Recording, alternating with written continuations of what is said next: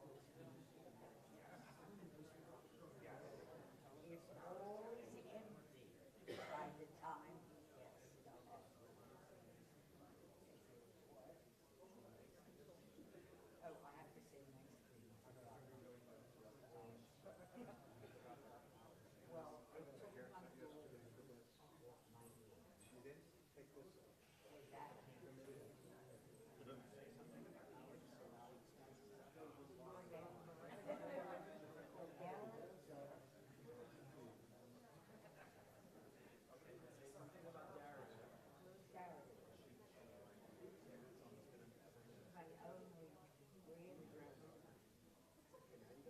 I'm surrounded by handsome, good-looking young men.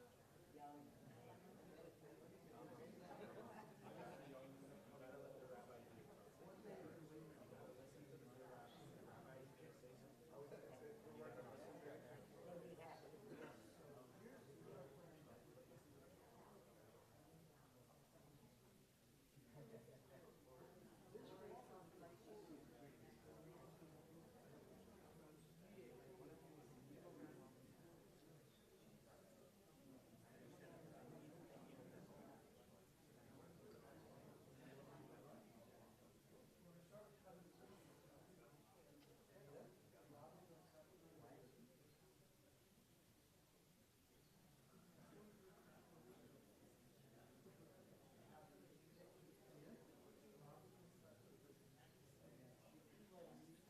Robinson.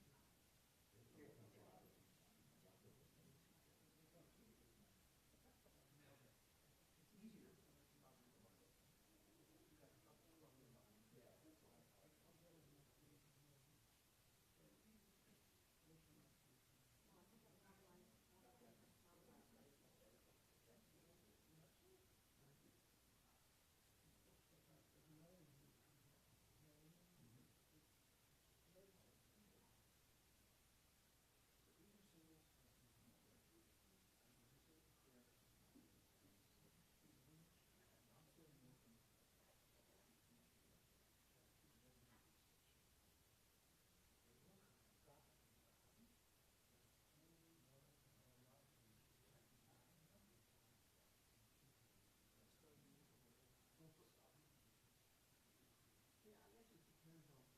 This is for everyone.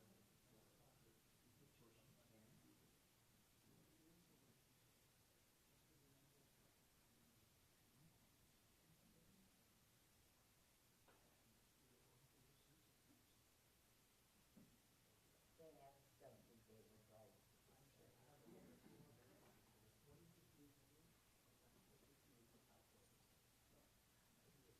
say. What's the what?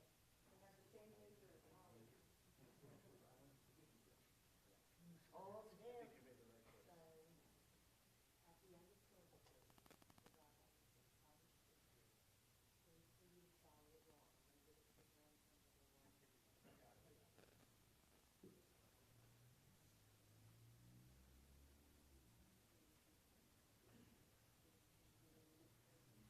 my God, I can't believe my girl Sandy made it here. She's so sick.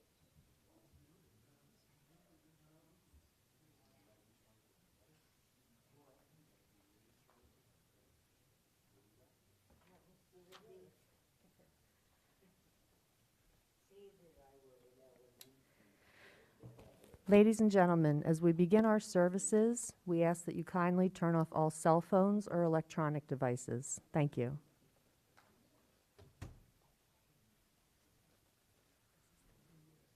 Sorry? Okay. And does she have the recording of it? She'll put it into the machine or into the phone?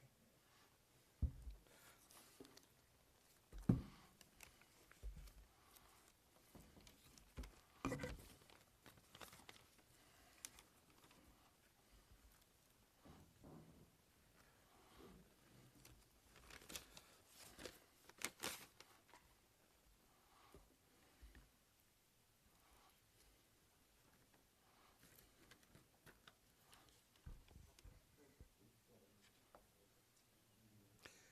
Good afternoon. Shalom, everyone. My name is Rabbi Gary Gans. I'm sad but honored to be with you today as we acknowledge Arnold's life,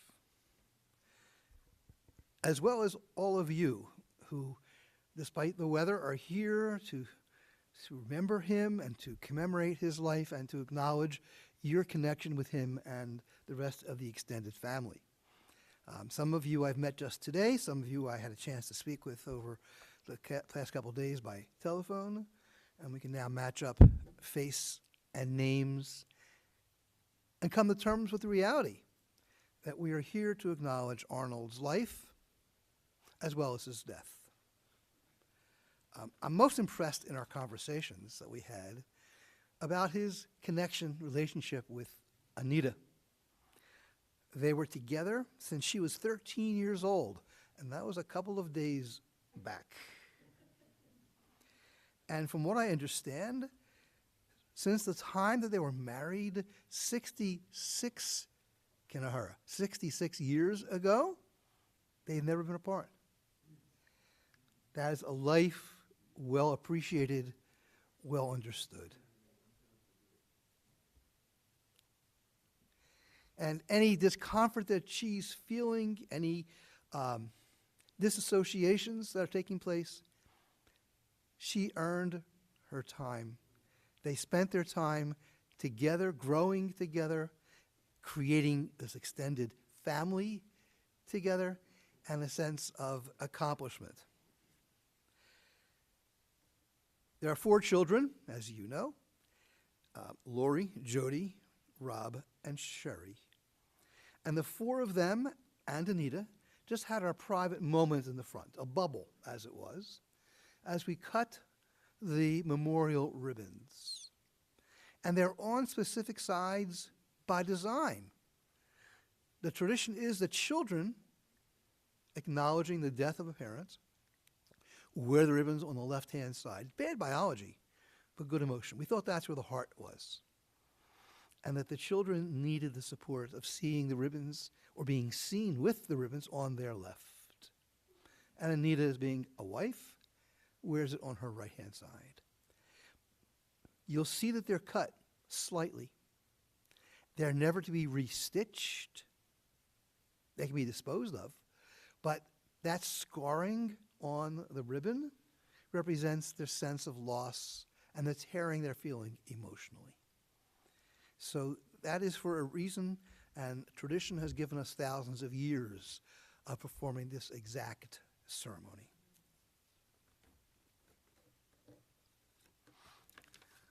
Let me also acknowledge that there are grandchildren. They seem to like the D letter because there's Daniel, Daria, Max, Alex, David, and Michael, as well as his sister, Lisa. And there were 3 additional siblings, I understand. He had Judy, was predeceased. Sir? Could you speak a little louder, please? I'll do my best. I'll speak into the microphone, too. Okay. Is this any better for you? Yes. Good. So there's Judy, who is predeceased, Shelley, and Alice. And I start with some prayers. Ma'ayan HaChayim, wellspring of life. We have come together sharing our sorrow to acknowledge the life of Arnold Miller. We recall the blessing of his life. We thank God for all that was good and true in his life and for the precious memories which shall endure. Eternal God, his family, his friends, bowed in grief, seek light to dispel the dark gloom that threatens to overwhelm them. Be gracious to those who mourn, for they are in distress. Bless them with your compassion. Ease their burden of sorrow. Send them light and peace, for it is written, "Fear not, as I am with you. Be not dismayed, for I am your God. I will strengthen you. I will help you. I will sustain you with my power." And let us all say, Amen. On his behalf, I recite Psalm 23, an excerpt in Hebrew and in English interpretation.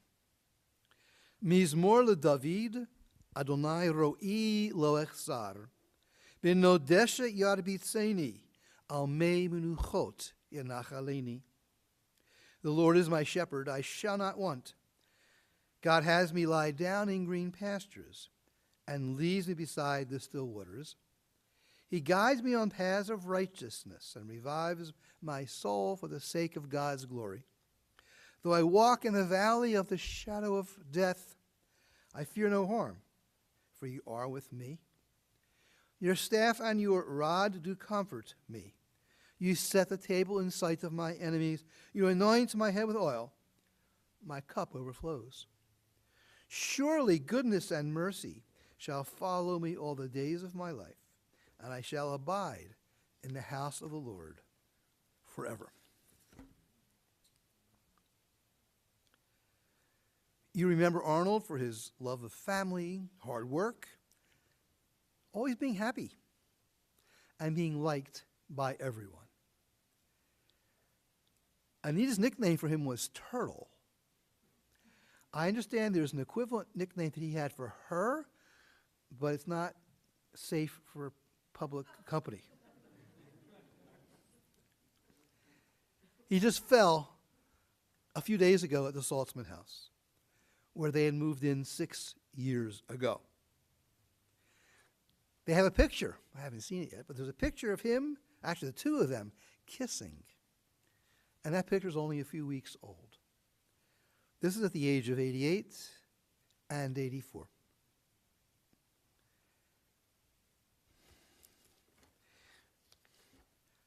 I was sort of listening with half an ear and watching some of you before the ceremony. You like each other. You feel a sense of responsibility for each other. You're sad, but you also care for each other as well. And I appreciated the range of emotions that I was party to, had a chance to experience. And I've chosen a text to share with you from the book of Ecclesiastes that relates that spectrum of feelings and emotions, all of which are swirling around today, honestly. And I read the translation. For everything there is a season, a time for every experience under heaven, a time to be born, and a time to die, a time to plant, and a time to uproot what is planted, a time to tear down and a time to build up, a time to weep and a time to laugh, a time to grieve and a time to dance, a time to throw stones and a time to gather stones, a time to embrace and a time to refrain from embracing, a time to seek and a time to lose, a time to keep and a time to discard, a time to tear and a time to sow, a time to keep silence and a time to refrain.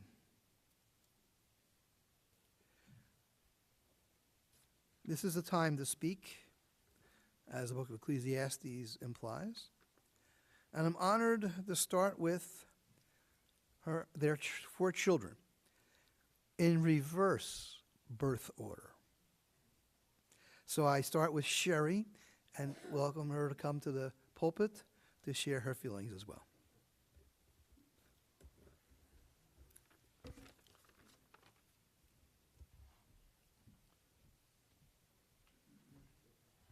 Thank you, Rabbi. All right, I'm going first. So, as my son recently said during one of his performances, y'all be nice. I'm going to do my best to maintain my composure, but forgive me if I don't. Everyone has to deal with the loss of a parent. It's inevitable. But you can still never fully prepare yourself for the hole it will leave in your life. Once it happens, all you can do is flood your mind with the special memories that will help keep you going. That's what I've been doing for the last several days. My father was a truly unique person. He made an impression on everyone he met in the best possible way. You couldn't meet my dad and not like him. I've made this statement to many people since his passing, and every one of them agreed. You would look at his round face with its perpetual smile and just know that the warmth and friendliness you were seeing was genuine. The love that he showed for people in general was surpassed only by the love he felt for his wife and kids. The 71-year love story of Arnie and his soulmate, Anita, which includes 66 years of marriage, is one for the ages. Most people would say that a love as enduring as theirs can be attributed to 3 little words: I love you. However, this one was based on just 2. Yes, dear. Mom, even though Dad is gone, his love for you is eternal. Please know that and hold on to that as we all try to move forward without him. My father liked to say that he didn't follow trends, he set them. And he did. He made dad jokes a thing before they were a thing. His favorite, which I heard countless times throughout my childhood, was when my wife cooks for me, it's like she's cooking for a Greek god. Everything's either a burnt offering or a sacrifice. His sense of humor, such as it was, never failed to make us laugh, even if it wasn't always for the right reasons. My dad also instilled in me the value of hard work. He was the best and most well-known deli man in Northeast Philly. It wasn't unusual to have customers stand in line to wait until Arnie could serve them. Although he worked 10 to 12 hours a day, 6 days a week, I never thought that my dad spent too much time away from our family because he always felt present. The only thing I can think of where he might have fallen a little bit short was his handyman skills. I'll never forget receiving a letter from him during my freshman year in college telling me that he had to change a light bulb and he'd been working on it for the past week. I could fill the next several hours or more sharing stories of my dad, but I want to give others a chance to tell you why they think he was so special. I'll close by saying how proud and grateful I am that Arnie Miller was my father, and for everything he taught me, to be a supportive and caring spouse, to love my child unconditionally, and to be nice to everyone. Dad, you were one of a kind. I love you more than words can say, and not a day will go by when I don't think of you.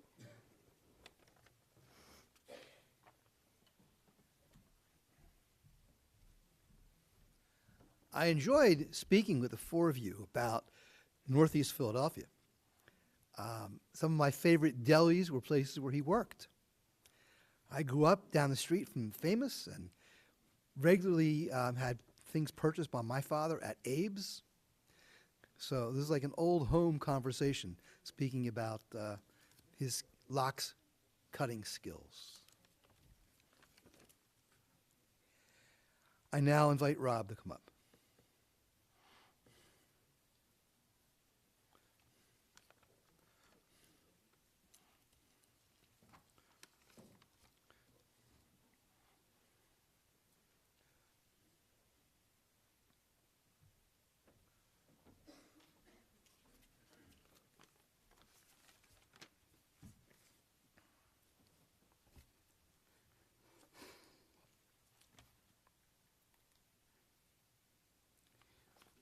Sadness, my father wouldn't want that.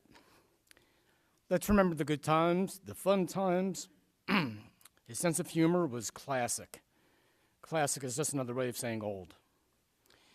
He made sure he put a smile on everyone's face while he was filling their deli needs. My dad was a positive role model. We were active in Scouts. When I mentioned his passing, a few friends who were in the Scouts with us mentioned that my dad had influenced them to become as good a Scoutmaster as he was. He wanted to guide not only me and my sisters to be the best that we could be, but he did that with everyone as he spoke, with everyone he spoke to. I just hope my dad was half as proud of me as I have been of him. Thank you.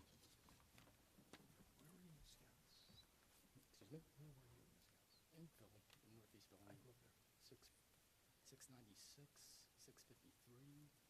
Sheriff Shemayim. I remember that one, yeah.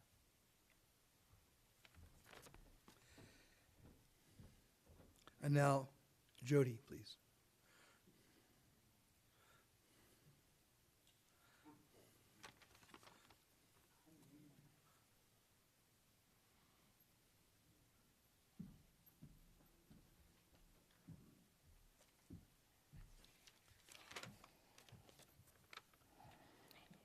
Dear Daddy, I am so privileged to have been able to call you that.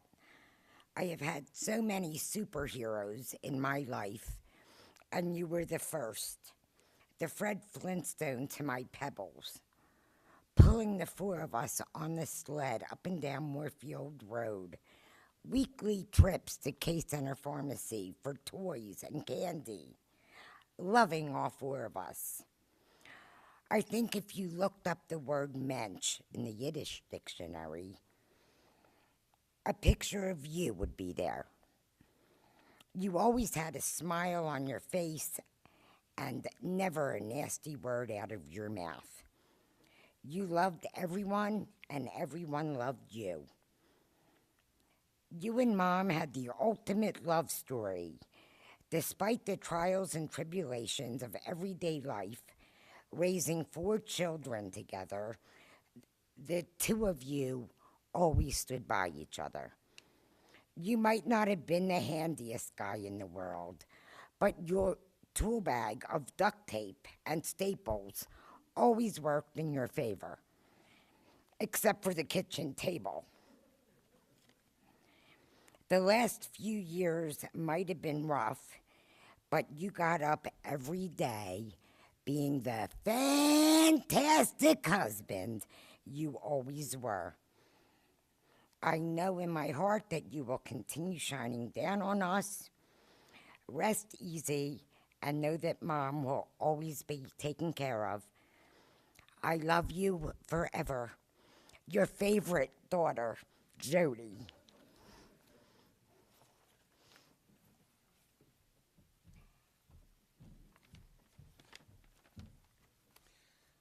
And now, it's Lori's turn.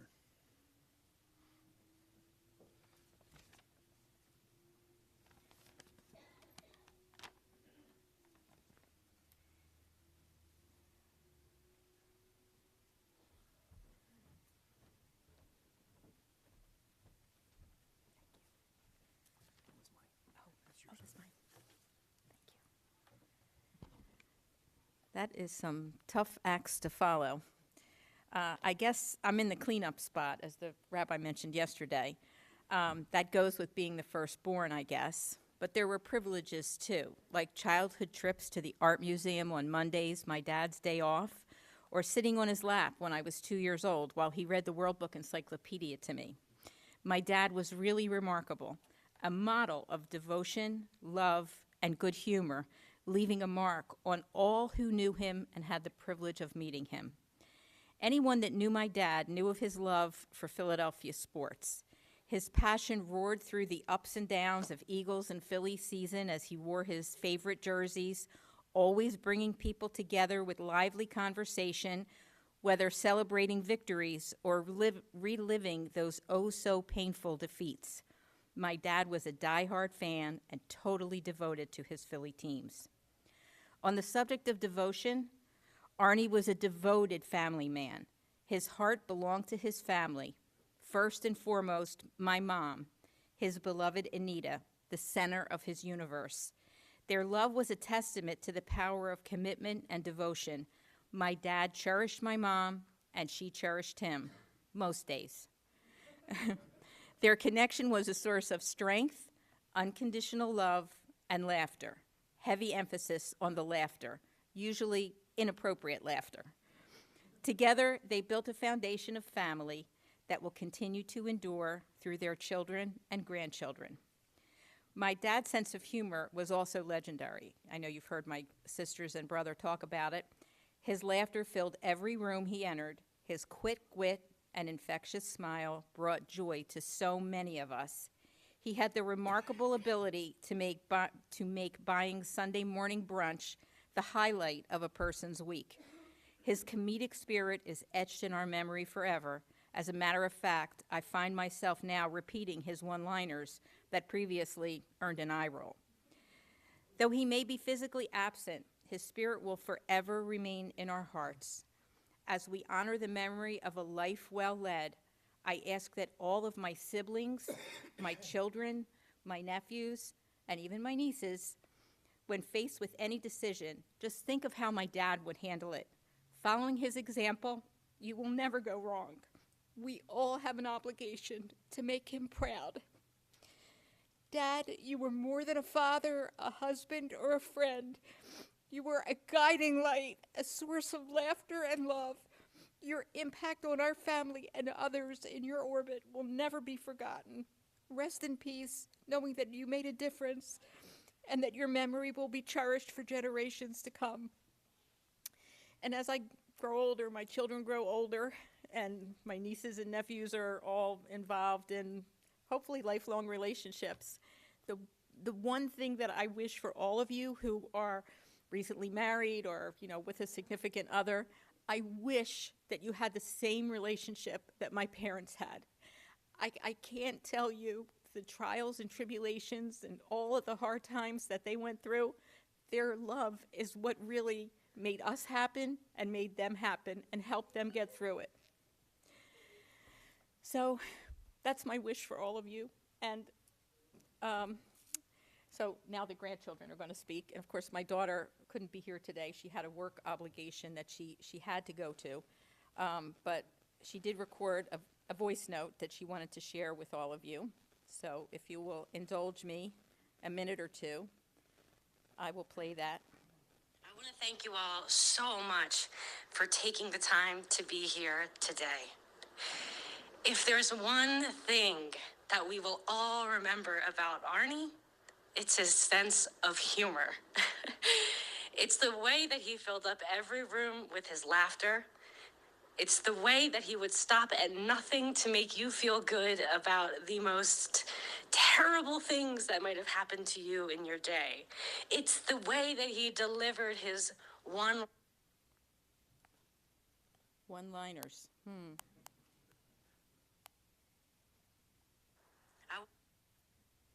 Sorry. Terrible things that might have happened to you in your day. It's the way that he delivered his one-liners, the zingers that my mother has made me promise to not repeat in this voice note. And I just want us to maybe take a moment to think about Arnie the next time we laugh, or the next time we smile, or the next time we tell a joke, and really remember him as some.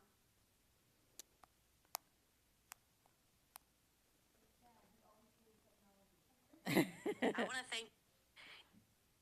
I know it's really difficult to focus on happy memories and on smiling and on laughing during really difficult times like this one, but I just can't help but imagine the jokes that Arnie would have at a situation like this. I can only imagine who's there today, and man, would he have some comments to make. So in this troubling time. Okay, I'm getting ready to give up on this.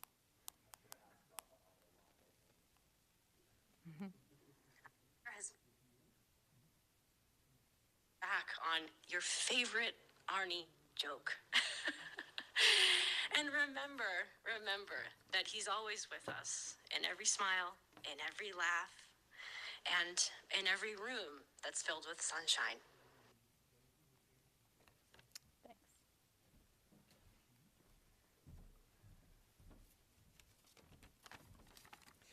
And we're going to hear from two more speakers, two grandchildren. And I don't know if you're coming up together or you're coming up separately. Separate? So who's first? David? Okay.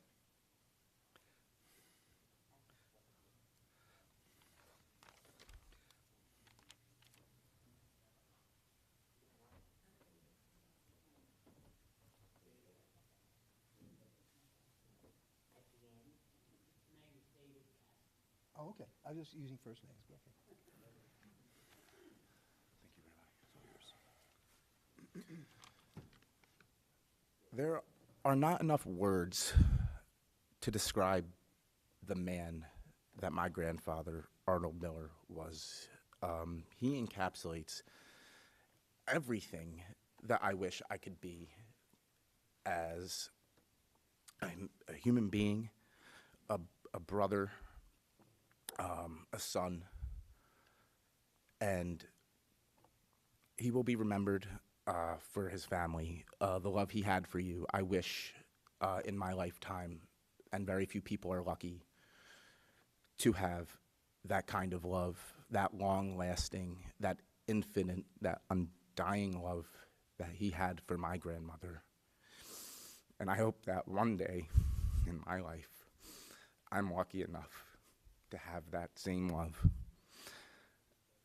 I had the privilege of being able to spend every Wednesday for the last 8 months going over to Saltzman for lunch, the tuna hoagie, lettuce, tomato, onion, and hot peppers from Salvito's.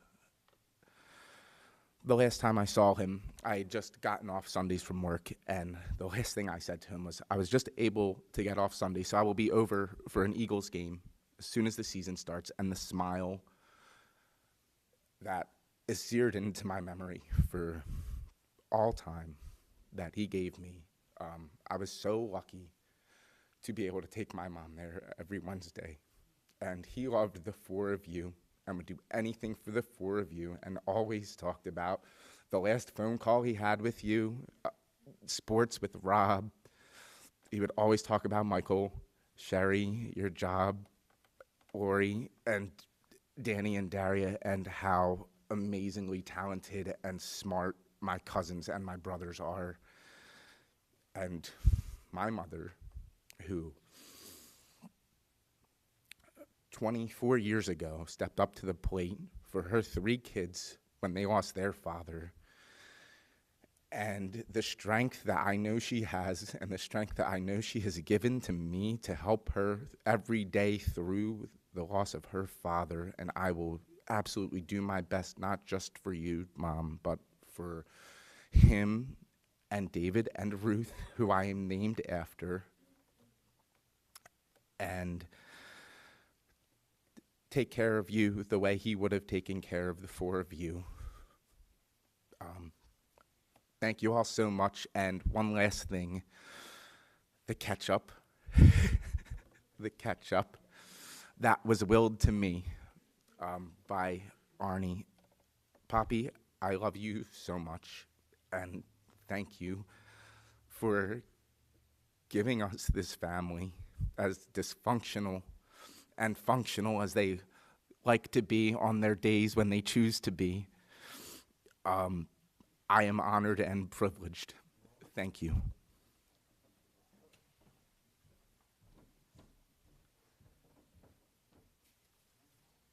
And lastly, batting cleanup is Max.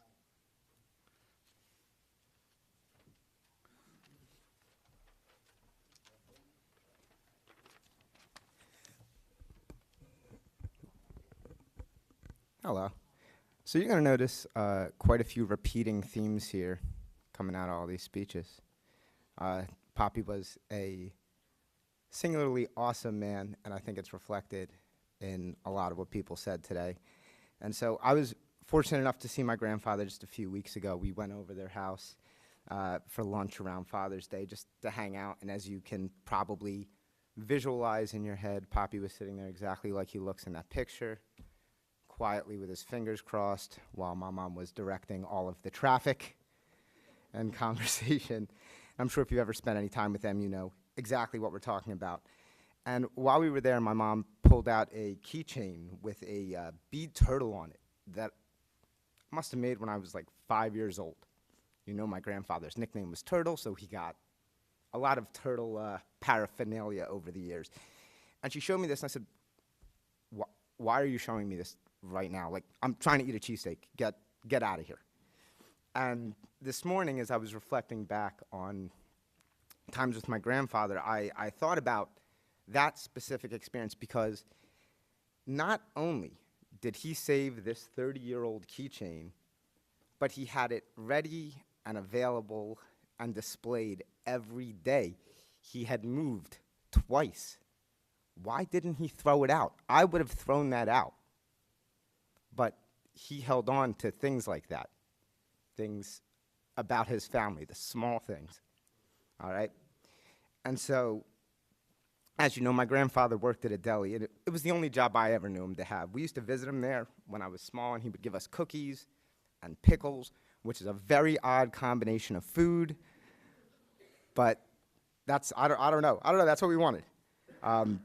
We would joke, we would laugh with his coworkers, and it was obvious to me that he had love and respect in his work and in his job. He worked hard for years and grinded in a job that maybe he hated, but he never said anything about it to me. In front of me is all I ever saw was his hard work, his friendship, going into that store when I was 9, 10 years old, taught me diligence, work ethic, the importance of providing for a family. And he probably never knew that about his work because I didn't know that about his work until this morning when I was writing this. And now I get to look at his family.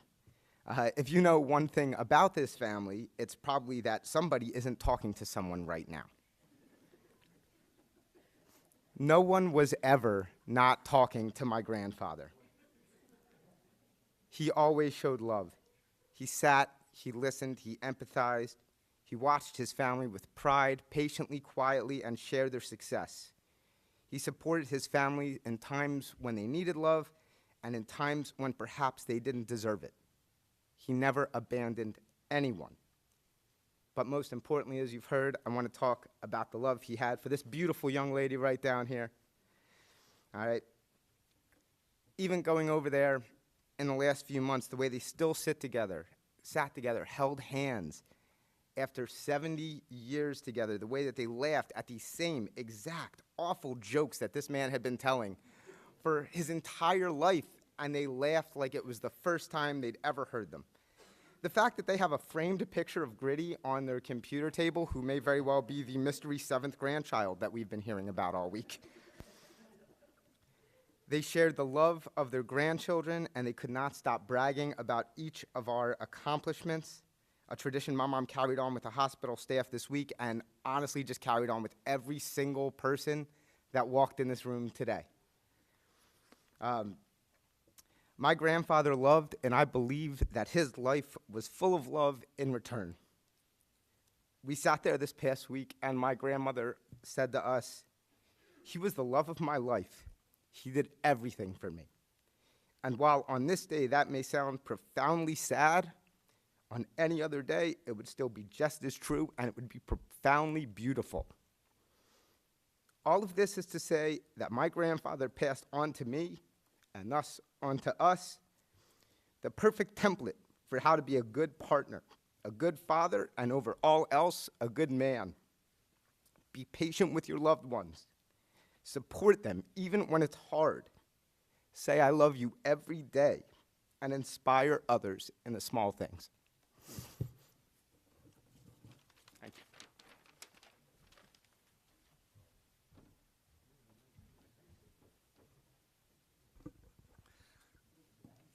I greatly appreciated hearing the 6 present speakers and the tape recording, because there's a theme in common: dedication, commitment, loyalty, love, and humor.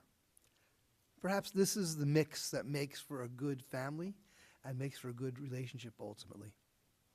I wish you pleasant memories of who he was and continues to be with you emotionally, so you go from strength to strength. I offer on his behalf now the traditional Hebrew prayers. The first is going to be called the El Malei Rachamim, God the Compassionate One, to whom we turn even in times of distress like today. This prayer will also be using his Hebrew name embedded within it. And listen as I read the Hebrew text first, because his Hebrew name is Avram ben Leib, Avram, or Avram the son of Leib. El malei rachamim, shochen bamromim, hamtsei menucha nachona, tachat kanfei hashchina. B'malot kadoshim toharim, kezohar rakia mazirim. Et nishmat Avram ben Leib, shalach lo lamo, began Eden tehei menuchato. Ana, ba'al harachamim, hasti rehu beseter knapecha leolamim.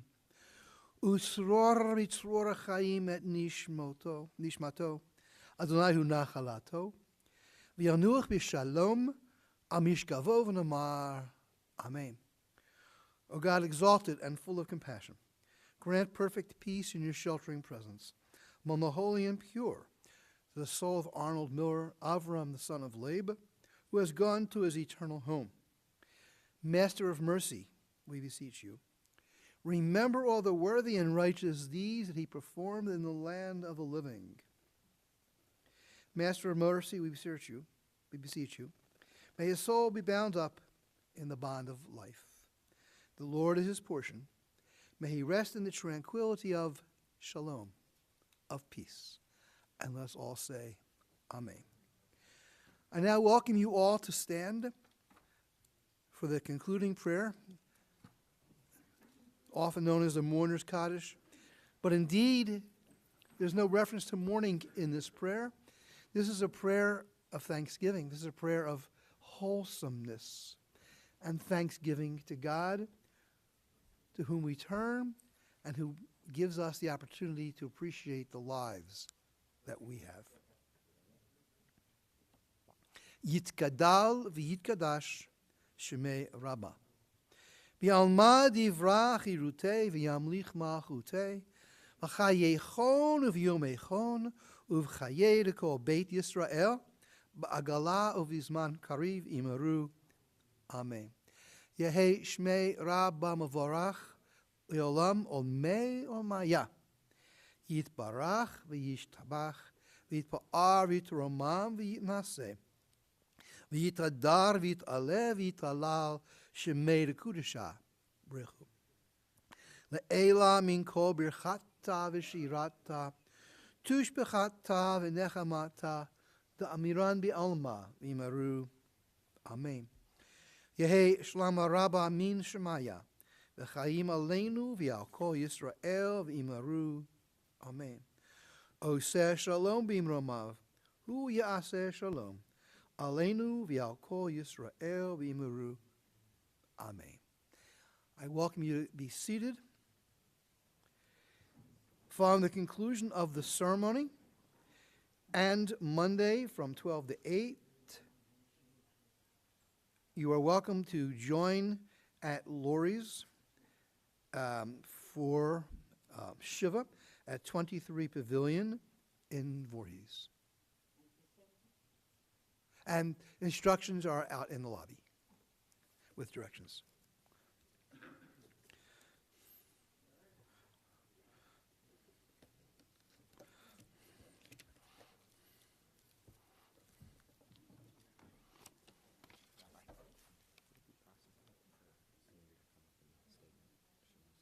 You want to come up? Okay. It's pretty steep. Does she need help coming up? Okay.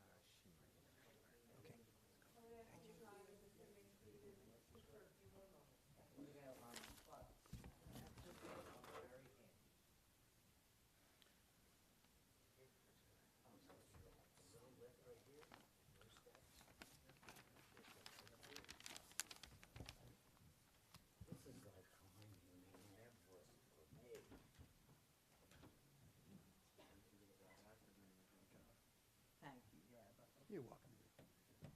I just have a very short statement. Wait till you come up to make. the microphone so they can hear you. Come right up. Come right up here. I'm going to bring the microphone right down for you. Thank everyone for coming. Hi, everybody, and thank you so much for coming. Arnie was the love of my life. Yes, I met him when I was 13. He was working in my father's deli, and he walked me home. He was so polite, he wouldn't kiss on the first meeting, but he was very happy. A few months later, he went to my father and he said, "Sir, your daughter and I would like to get married." And my father said to him, "What are you, nuts? She's a baby. She's this, she's that. No way. Just go home. Go home." And he chased him home. And I ran up to bed crying because this was the man I loved. Sure, I was young, but I loved him. So the next morning, my mother said to me, "I hope you and Arnie don't have plans, because your father and I would like to speak with you." So I said, "We have no plans for tonight. We'll be down for the lecture," because I thought this was really going to be a lecture. But my mother said to me, "And all of you young parents and young grandparents who are raising children," my mother said to me, "Your father and I decided that we will make you a sweet 16 as an engagement party, but you must get me the high school diploma before you do anything else." That was the all-important thing. We loved each other, but he wanted that high school diploma. And of course, he finished high school and went on to college. 6 of them. I think we did a hell of a job. And I'm proud of my husband. I'm proud of my children and my grandchildren. But what's with the great-grandchildren? You guys better get busy. I mean, I have names and everything picked out. But thank you all so much. I really appreciate it.